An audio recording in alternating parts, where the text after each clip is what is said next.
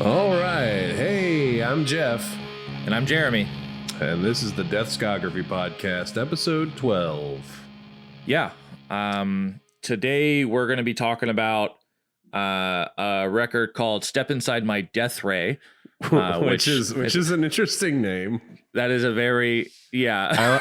I like to read it in like cartoon crazy German scientist voice. I don't even know if I can do it out loud. like I know what you mean though. Like the scientist, the Einstein duck that was like Donald's crazy uncle.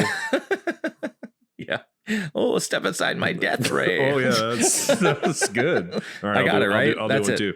Okay. Step inside my death ray. That's not Good. German at all. No, it's fine. So we're talking about Step Inside My Death Ray. It's an LP by the band Jesuseater. That name might sound familiar to you listeners because we have talked about them before. I thought it was Jesuseater. Jesus. It's like, what's his on that movie? Oh, fucking John. Give the man his Malkovich. Yeah, John Malkovich. It's like in Rounders. Rounders, that's it. He listens to his Oreos. He's like, when he's playing poker, he's like, pay this mine his money. His money. Jesuseater. Yeah. All right, John Malkovich. Yeah. I think he's supposed to be some foreign nationality. Yeah, it's not a great accent. But it is over the top. It's a fun movie. That was in that period of like, we were just watching a bunch of just random shit movies. Not that that's a shit movie, but we were just like, whatever. Isn't that the one where he's like, in the first 2 minutes, you sit down at a poker table, you look for the sucker. If you haven't found him after the first 2 minutes, you're the sucker. You're the sucker. Yep. Yeah. That's it. Yeah. Not a bad movie. Hey, so here we right. are on our music podcast talking about the fucking 1990 whatever release. Rounders, check it out. Like I was saying, any $5 DVD bin. Oh yeah, no, you go to a pawn shop, browse through the used DVDs, you'll find it. Don't worry. It'll be right next to Two for the Money, starring Al Pacino, and that fucking the 10th Yard. Exactly. All right. Fuck. Okay. So yeah, Jesuseater this record. We're not trying to stall. This record is actually good. No. It's good. Okay. This isn't a Hellchild thing. No. We're not trying to just pad the episode here. Speaking of which, hold on. One more padding. Okay. Let's pad it. The fucking people, whoever they were, that I ordered the Hellchild CD from on eBay, sent it to the wrong address. Oh. And those people are claiming that they have never seen it. So you are lucky because I have to find another reasonably priced copy of that CD to buy for you. Did you at least get your money back off for that copy? Not yet. Oh, well, it'll happen. Oh, what if it's like they're just like a huge fan of Hellchild and they're like, oh shit, we willed this into existence. It showed up at our house. Yeah, they're like, I don't know what you're talking about. Was it another person in Gainesville? Do you know? No. I haven't received it. Oh, okay. I got you. They sent it to another house in Valdosta, and those people are like, Nope. This says Hellchild. We burned it. Didn't get no devil CD here. And a little bit more padding. I did get the Jesuseater CD you sent me. Oh yeah, the first one. Yeah, the first one. So that it timed out really, really well. Because I was listening to that, and I was also listening to this record. Totally. Yeah. So you looked at the CD art of it? I did. Definitely, boobs. It's definitely boobs. Yeah, it's weird. Yeah, it's not very subtle. All right, step inside my death ray. Step inside my death ray. Like we were just saying, Jesuseater, we've covered them before. This is like the third time because they were on that compilation that we did on episode 3. Then we did a whole episode on their first EP, which was called Jesuseater. It's just called Jesuseater. Yeah, it's self-titled. And then this is their LP. This is their fucking let's do it. They're you know 12 what I mean? Like inch. They're 12. Well, they're 72. Yeah. They're. I wish it was 72. That'd be sick. I don't know. Okay. Anyways. So this is it's got came out I think like September 2002. We're getting close to the end of this year. Yeah. This is, I mean, they put a fuck ton of records out this year. Busy. Which is, I mean, it makes sense. They kind of hit the ground running, but they were like, they got their feet and then they just like took off. They got up to speed and just like kept going. But yeah, actually, I wanted to bring something up about Deathwish in this era. So this is only the second LP that we have covered on the podcast so far, and this is episode 12, and so like the other one being that Hellchild record. Mm-hmm. And I was just curious. I have an opinion on this, but why do you think Deathwish has released so many EPs up to this point? I think it's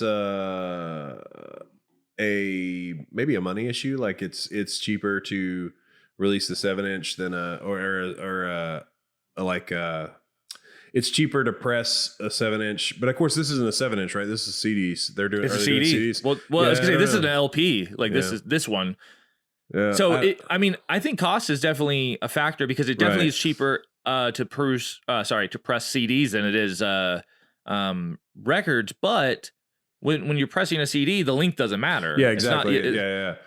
So in my mind, I was just thinking. But I will say that this LP, in some reviews that I read, like one of the comments was like that the booklet was huge. Like the booklet was so thick. Like I saw that too. It was like lyrics and then like 2 pages of art and then lyrics and then 2 pages of art, which I feel like with a single or an EP, like it's probably like a 3-fold booklet, or even like a digipack. And I was gonna say just an insert, honestly. Yeah, or even just a 2-sided insert, and like maybe like that had something to do with like cost of like production or something. I don't know. Yeah, I was thinking that maybe it had to do with the fact that they were working with a lot of smaller bands, and and also hardcore bands tend to just release an EP and then break up, like we've seen with like Damage and The Dedication and shit like that. They just broke up after releasing an EP or two, right? And so I'm wondering if it's like, okay, so Converge is obviously established at this point. The label's getting established, but it's not the label that we know it is going to become yet. Mm-hmm. It's still, like they're popular and maybe in their area, but maybe not as a nationwide label. So they're still working with those smaller bands. Well, like also maybe these bands didn't have LPs worth of material. Well, I was gonna say the last episode when we talked about Knives Out, they definitely didn't. They wrote that EP and that's it. So like they broke up. Anyways, I just thought I found that really odd because I know nowadays Deathwish releases a nice mix of LPs and EPs and singles. It's like they do a bunch of LPs. It's not just EPs. Okay, but yeah, back to the actual record on hand. This is the second Jesuseater release. They were both out on Deathwish.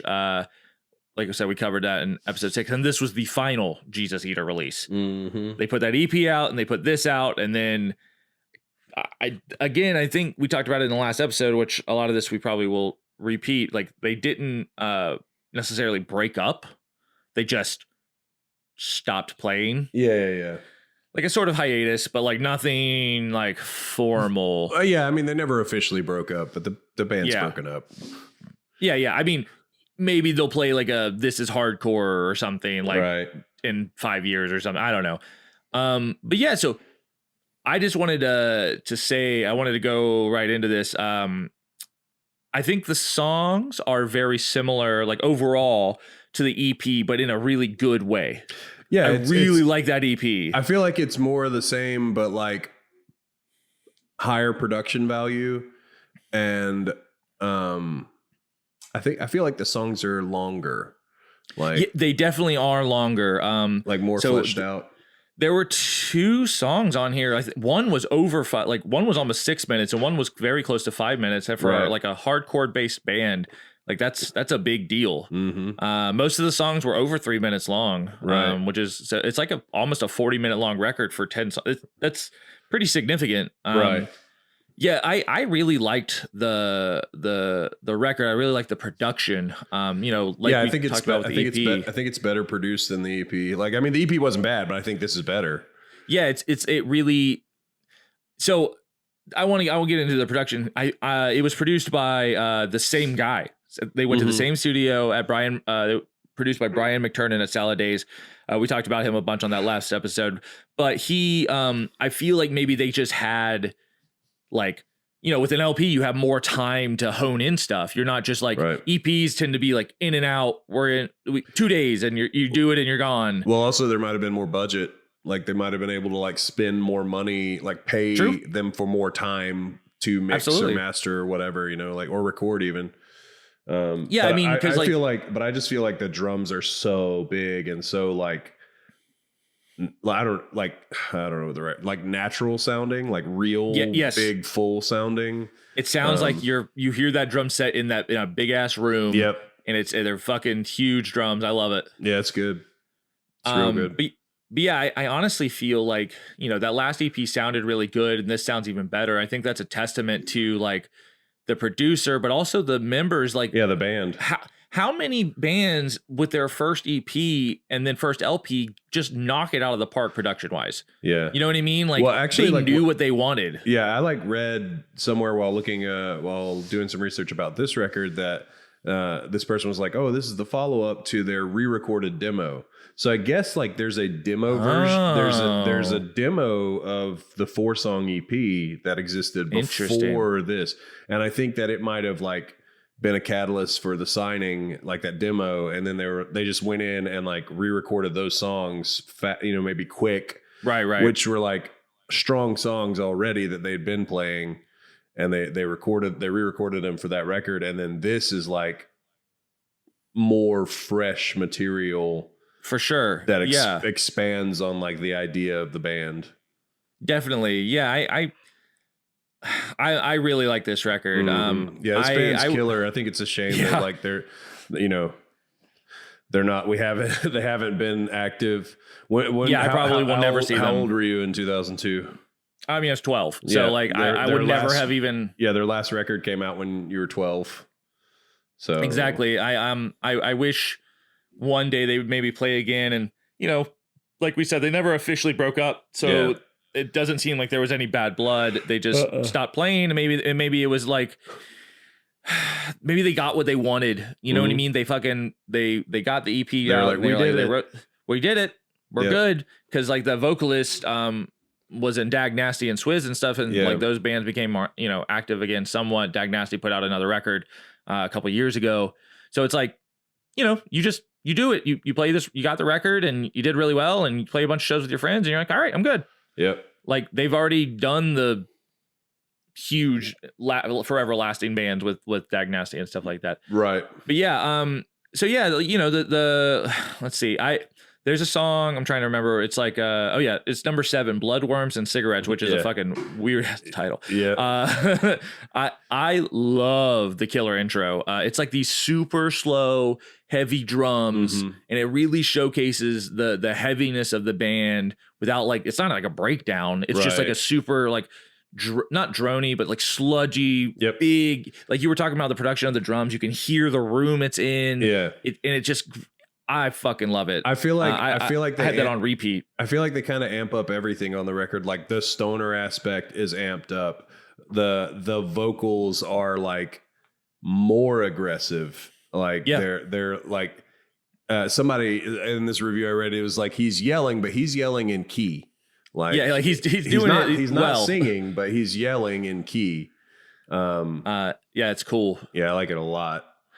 I was gonna say the other song that really stood out to me was the last song, which is the really super long one for them. It's called Lost and Found. Right. It also has a really cool slow intro that builds into another like slow heavy part that has some like crazy weird leads over it. Yeah. And I really liked that. And it honestly, the leads in that song really fit the album art for whatever reason in my mind. Like it like connected. Circusy, sideshow. Yeah. I'm not saying it sounds like circus music, but it's like, I don't know. It just made sense. Creepy when I was carnival. listening to, I was like listening to that song, looking at the album art. And I'm like, I get it. I kind of get it. But I mean, I think that there's a lot of like big, like I think the LP gave them the space to explore further on their dynamics on the ends of their spectrum, because they had time to do that with these songs. So like instead of like a four song banger EP, it's like we have time to like give you these big, huge, long intros and these. Yeah, I agree absolutely with you. I think that I would have loved to have seen like what the next LP would have sounded like, because I feel like they would have just kept going in that direction. And like but you know, obviously this is it. This is what we have, and I'm very happy with it. I'm definitely ordering myself a copy, even though it's on CD. Right. Once again, not pressed on vinyl, which is a shame. But I think it's absolutely just a fantastic record. So I was just talking about the artwork. I wanted to bring this up. So the artwork is like we were just saying, it's kind of like circus vibe. It's got like it looks like it's on like tea stained kind of like older circusy art advertisement. Like stylistically though, it reminds me of the first art too. Like they're similar color palette, like the EP. Like their similar color palette and like maybe like art style. It might have been the same artist. Okay. I wanted to say I could not find who did this art. We had found when we talked about the last EP, I have it written down who did that. What are their names? Brady Duncan or Matt Rinks, they both contributed to the EP. So one of them may have done this because, like you were saying, it stylistically it looks very similar, right? In that sort of like, it's not traditional tattoo, but like you could maybe a traditional tattooer would have drawn this. Yeah, it's like flat. Yeah, it's very flat and very animated looking. It's cartoon. One review I saw was like, this confusing album art. I'm like, what is confusing? It has the name of the band. It has the name of the record. It looks cool. Maybe they're making a joke because there's a question mark on the album art. Maybe. I don't. Probably not. I didn't. Probably not. I think they're just being. I don't know. Oh, a little note I wanted to say. I have the back of the CD insert. I found that, and this I think might be the first record to use what me and you know as the current Deathwish logo. Oh, just that slightly arched font, black letter font, with no drawing around it. Interesting. Yeah, so because I'm looking at it right now and it's that, and I'm pretty sure the last record we discussed had the old logo still. So this is it. This is the Deathwish we know and love. Nice. At some point they come up with that DW. Just the DW thing. But like, you know, this is still the logo they use. Yep. So I wanted to talk in a review. I was reading this guy was talking and then it started sounding very familiar to the last time we spoke about this band, to something you were saying. He was like, he was talking about a music video for one of the songs on this record, and he was like, it's pretty amusing. It's shot in black and white and basically details a bunch of people listening to, hating, and throwing away a Jesuseater CD. Weird. Until it ends up in the hands of a bunch of tattooed girls in their underwear who proceed to have a pillow fight with Jesuseater as the soundtrack. Then there's some live footage with studio audio of the band, quote, performing to a crowd of 99.9% tattooed girls. Go figure. The layout looks pretty cool and blah, blah, blah, blah, blah. I was like, did someone take a music video from this record and put music from the first EP over it? Well, no, when I watched that music video, it was a song off that EP and I could see the vocalist saying the words. So maybe this guy fucked up. Well, maybe they put that video on this CD for whatever reason. Oh. You know what I mean? Like maybe there's like, well, we have this great music video that's got all these hot women in it. Like we got to show it off to the world. That's really weird. I mean, I would not have expected it to be on this record. So either this reviewer fucked up. This came with a CD-ROM, apparently. I mean, a lot of CDs were technically CD-ROMs because they would put other random shit on them. You could put the CD and get the album art on your computer or some weird shit like that. Right. So it wouldn't surprise me if they put a music video on it. It does surprise me that they put that music video on it. Right. So either he's confused or they just put an old music video on this weird. That's a weird choice. I'll be honest. It was very strange. I was like, I'll be honest. That's very strange. So before we go too far away from the artwork, I wanted to go off on a little tangent here. Basically, when I was reviewing or researching this record, I try to put in a lot of research, and I try to find, because I want to give credit to where it's due, and I want to talk about the artist. We always make a point to talk about the artist, and we like to, look at what else they've done, who else they've worked with, production wise. We want to know what producers they worked with, because it's like, I like going down those rabbit holes, and I know you do too. It's like, wow, this guy produced all this stuff.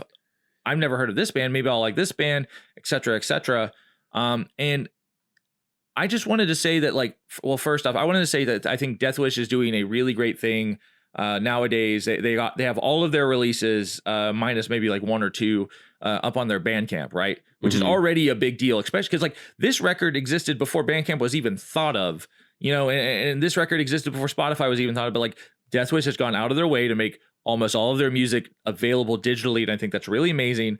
A lot of labels don't even do that, but I really, really wish that there were credits for the records listed somewhere in an official capacity, like on their website or on the Bandcamp. It's like, I really like the artwork a lot, and I would love to actually know who did it, and I could not find it. Like, a lot of times where I have to find that information is like Discogs, but even Discogs didn't know. Discogs had no idea, and and so it's like, I understand that maybe we were talking about that thick CD booklet, and it might have been in there, but it's like, I don't have the money to buy every single release, or do in hopes that they'll have the credits. It's like, I wish these were just like available online. And also, I have problems when I'm listening to a song to like pick out what the vocalist is saying. Now, I focus on like how he's saying it. I love vocal patterns and how they fit in the music, and how like where the aggression is coming from. But a lot of times I don't pick up on the actual words unless I can look at the lyrics. Right. And I could not find the lyrics. Yeah, the lyrics were nowhere. That's why I watch Forensic Files with subtitles. Like, seriously though, it's like a real thing. It's like, so it's like, I couldn't find the lyrics. The lyrics are not on Bandcamp. The lyrics are not on their website. The lyrics, and it's like, again, I'm not trying to give Deathwish crap. They do a lot for these older releases, but it's like, I really do wish that there was somewhere I could find this stuff in an official way, right? Not just like some bootleg thing, or like, even if there was a bootleg, I don't know. Like, this record in particular was really difficult to find any information about. Well, it's kind of, I mean, it's something that we're running into with some of this stuff, is kind of like bands that like haven't existed for almost 20 years, and like when they did exist, it was like early on, and like the social medias don't exist for a lot of these bands, because like they didn't exist then. So like they're kind of forgotten relics, like they don't. No, I'm not going to say they don't matter. I'm going to say they are not a part of the mass, the lexicon. Yeah, they're not a part of like the scene memory, I guess. Like, not a lot of people, if you talk about that dude, not a lot of people are going to be like, oh yeah, Jesuseater. They're going to say, oh, Dag Nasty, Swizz. Of course. And which is why, and again, this is not me, like, I understand why that stuff is not out there. It's just I really wish it was. Right. Well, I think this is the Lord talking to you, Jeremy. I think that this might be your calling. Just like, how there's that fat wreck Wikipedia. I start the Deathwish Wikipedia and just try to put it shit together. No, I wasn't thinking that at all. I was thinking like you dressed up like Indiana Jones,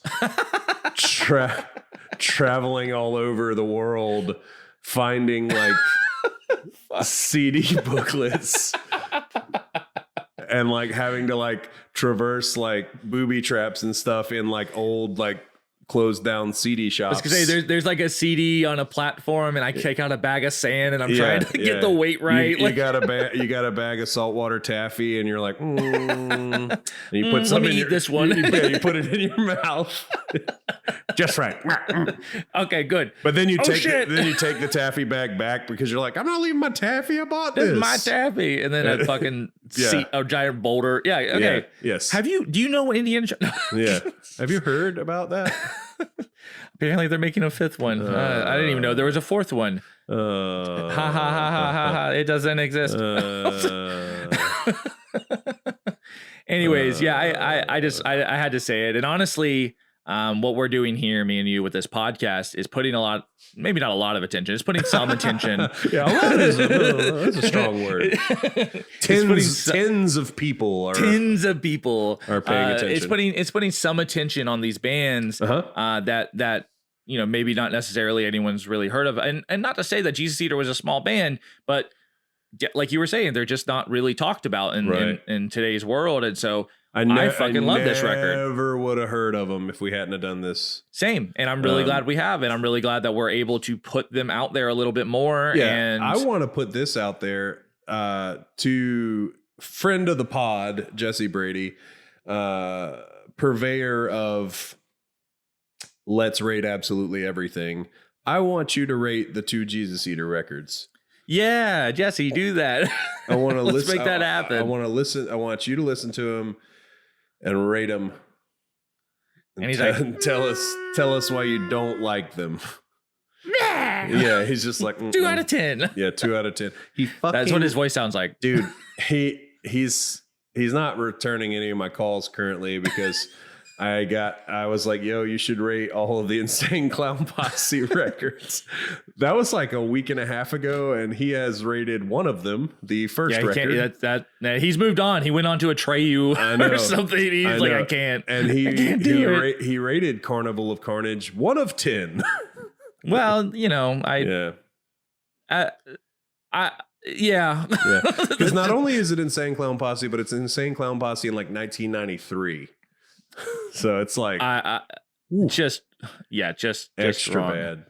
Okay, well, just to kind of like sum up my thoughts on this record, I really enjoy it, and especially compared to the other LP we've listened to through this podcast. I think it's a really, really fantastic record. I am very sad that is the last we will hear of Jesuseater. No more going forward. That's it. But I do want to look into the other bands that some of these people were involved with. I mean, I know Dag Nasty, but I've never really delved into Swizz. So I'm just interested to see, because I really enjoy this group, and I want to. And also a lot of people, and I've listened to the band Helmet, but I've never really delved into them. They were comparing. A lot of people compared this band to Helmet, and I want to like go down that rabbit hole. I can't really make that comparison because I've never really listened to them that much. The stoner stuff for sure, but like I think you'll find Helmet is more metal leaning. Sure. Okay. Well, either way, I really like this sound. Yep. And I would like to find different things related to it. You should go to that. Remember that website before apps were a thing and before like Spotify could tell you what you should be listening to because it knows you so well. There was this website called Taste Kid, and you just like I don't remember that. In the search bar, you just put in the thing you like, and it's like, oh, you like that? And it was like this little cartoon of a emo kid, and they were like, you might like, and then it was just a bunch of like hyperlinks to like all like cool to all these things. Yeah. I don't remember the name of this website, but there's that one that you put in the band, and it like generates like a web of connected bands and stuff like that. Yeah. I remember that. I definitely put in Machinist one time, and it connected us to bands that I like, and I was like, cool. Cool. So yeah. Last episode, we talked about a new Machinist shirt, possibly. Oh, and it's not up as of the recording of this episode, but it will be up. This record recording comes out Friday. Yeah, but let's drop this. We're gonna, as you're listening to this, we're dropping this shirt design for pre-sale. We're gonna put it up Friday. Yeah, the 29th. Yeah, we're gonna blow your mind with it. So, yeah, I just wanted to put the word out there that we're doing mostly just pre-orders for this shirt with link just in the description. Yeah, a few extras, not very many. I probably will buy one. I don't own many Machinist shirts, but I really like this design. You should probably just get one. You don't have to buy a shirt. Well, from your own band. you know what I'm saying. You know what I'm saying. Yeah. You know what I'm saying. You know what I'm saying. But I'm really excited. I wanted to. Yeah. Also, so I love that. Like, Jeremy, I got to bust your balls a little bit. You do all the like branding for the thing, and like it was definitely the episode that Matt Marshall was on. It was like Matt Marshall from the band Machinist. Yeah. I was like, Matt Marshall from our band that we're in. Well, Machinist. whatever. Like, we're going to have members from bands, and I wanted to make it uniform. I know. It's just funny to read. It's like, he's in that band Machinist. We got that guy from that band Machinist. That one, you know that band? No, I know. It was silly writing it, but I didn't want to be like my really good, like this fucking asshole, Matt Marshall. Yeah, this one the one that doesn't bathe and tries to sleep in the van in Miami in 140-degree heat. Yeah, that guy. You know. Oh, he slept in the van. He was not waking up. Yeah, Gabriel from Zeta had to like pick him up and put him in the house. He was like, no, he will die. Yeah. All right. Well. So what have you been listening to? Yeah, so last episode, we talked about that Trash Talk single, which I've listened to a few more times and I really enjoyed. But that just got me on a Trash Talk kick. Yeah, it got you. And you just went right on over to 4chan. Yeah, right. Just had to talk some trash. I've been listening to the Awake EP. Just a fucking perfect EP. Yeah, so good. I love it so much. I love that. I love almost all their records. I don't really love Eyes and Nines that much, but I love most of their records, but that EP is just, it really boils down the essence of that band currently. You know, early Trash Talk was a lot more like drony, power violence-y sort of stuff, and now they're more, I don't know, punk, I guess. But I've been listening to that, but honestly, I haven't been listening to a lot of music, but what I have been listening to are a lot of podcasts, because I've been doing some stuff on my computer, and just having podcast on it helps me get through some stuff. And I just wanted to throw out a couple shout outs to some podcasts that I've been listening to. Have you ever heard of Blink 155? No. So it's these two guys who are going through, at the time when they started the podcast, Blink 182 had 155 songs. Jesus. And so every episode is about one Blink 182 song. Wow.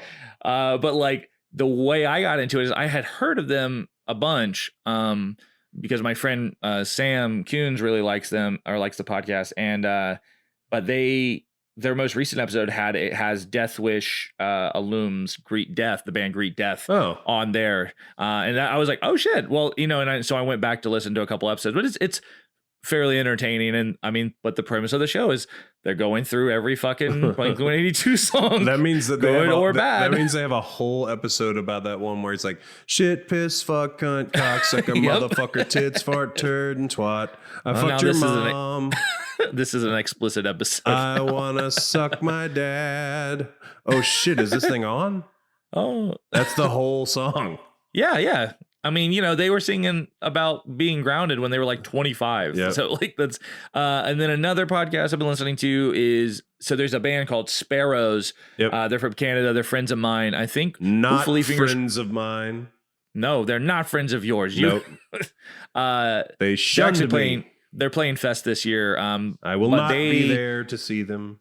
They, fingers crossed, I think the vocalist will be on a future episode of this podcast. But they have a podcast. Excuse me? Wow. What? I'm sorry? They have a podcast called Sparrows, a Moth Band podcast. So Mothman. Wait, say it again. A Moth Band podcast. Instead of Mothman, Moth Band. Did Mothman have a podcast? He does now. Oh. And this is it. They took it over. They killed the Mothman. They made it about their band, Sparrows. All right, and then another podcast. This is completely un-music related. Is the Giant Bombcast. It's like a video game podcast, but the one of the hosts is in a like hardcore punk band, and they toured through Florida right before this quarantine, and I didn't know that. Otherwise, I would have tried to go to one of the shows. And they played a show with a member of Jillian Carter, and so on what's his band called? I can't remember off the top of my head, and I feel like an asshole. Good. He's in some band. I don't know. His name is Alex Navarro. I don't know what his band is called, but he was wearing a Jillian Carter shirt. He was wearing a Jillian Carter shirt on one of their latest episodes, and I was like, "Holy shit!" It was like a weird, like, you know, when worlds collide moment. Anyways, that's what I've been listening to. It's like when worlds collide. Yeah.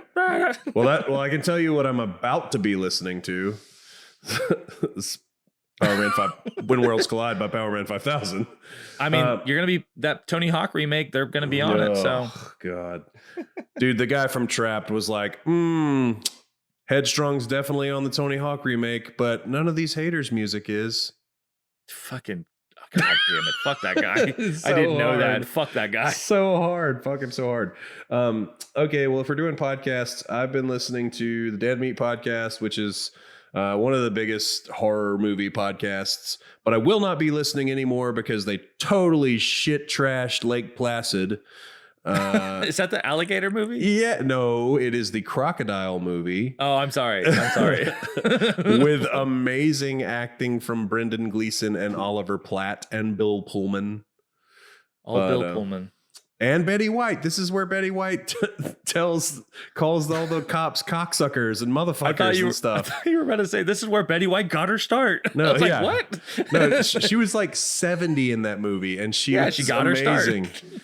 Anyway, no, it's really good. They did Anaconda, and they loved that, and they were like, let's do another creature feature. So then they did Lake Placid, and they were like, we hate it. And I was like, 1 star review. No, thank you. But I listened to their new episode. But they are really great. If you like horror movies, that's the podcast you should listen to. They fucking kill it.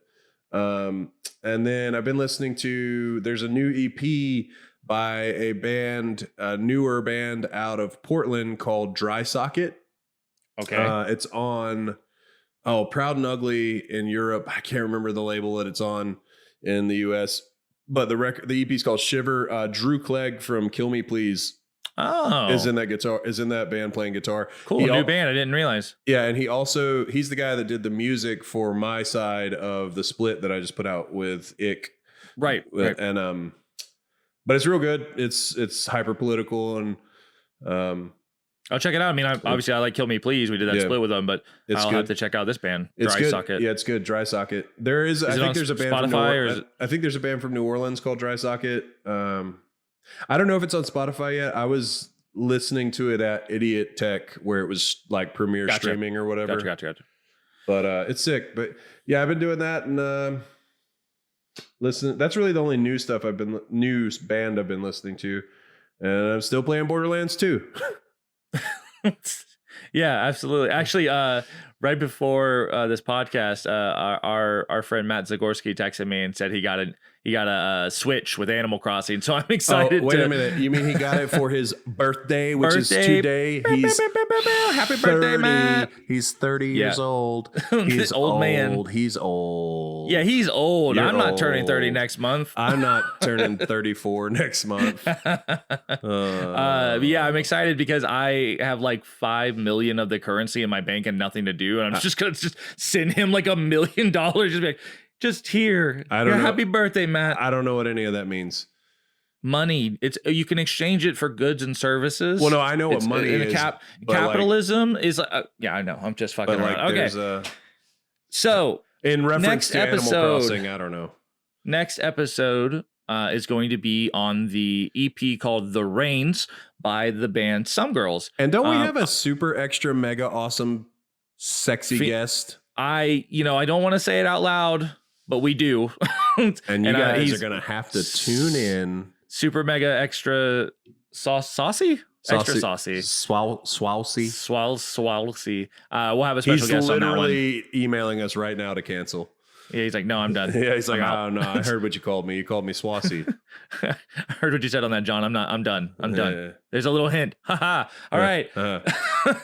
Yeah. But yeah, so you can find the podcast on Instagram and Facebook at Deathscography Pod. You can find us on Twitter at Deathscography. You can email us at deathscographypod@gmail.com or go to our website, deathscographypod.com. You can find us on all the major podcast platforms. Please share, rate, review. Unless you don't like it, then fuck you. But, I understand. But anything you do really helps us out. Follow us on Spotify. Friendster. A large portion of our listens do comes from Spotify. So if you just hit follow, you'll stay up to date with the latest episodes and all that stuff. You can find me. All the revenue we're generating right now is going straight to several charities. We're not generating any revenue. Revenue. So that amount is going to charities. You can find me on Instagram and Twitter at Iron Raygun. You can find me on Instagram at Despite Jeff, and I'm difficult, so it's different on Twitter. It's at Carbomb Sermon. I actually just got that tape that split in the mail today. Oh yeah, I've been getting. I've been feeling really appreciated and loved today because I guess like everybody was getting their tapes that they pre-ordered or bought, and so like my feed was just like blowing up with people. It's like people's hands holding a cassette tape. Yeah. Like that's my whole they're like, what do I do with this? It's a cassette tape. But I will say that Matt Zagorski, who we just wished happy birthday to, sent me a picture of him putting it into his cassette player in his van. Yeah, I definitely put it in mine, and I was like, I can actually listen to this. I won't, but I could. I did get a little a 7-inch along with it that I ordered because I want to support No Time. Got a little 7-inch, you know what I'm saying? A little 7-inch, but a little bit 7-inch. I fully ordered this because I'd never heard any of these bands, but one of the best band names I've ever heard in my life, which you've heard of them, Crystal Methodist. Yes, I fucking love that name. It is so fucking good, it's like a split that they did, and so I was really excited. From No Time? I don't think they put it out. They just had it through like distro. Yeah. He's a distro king. But yeah. All right. Well, so thanks for listening. Yeah. Bye.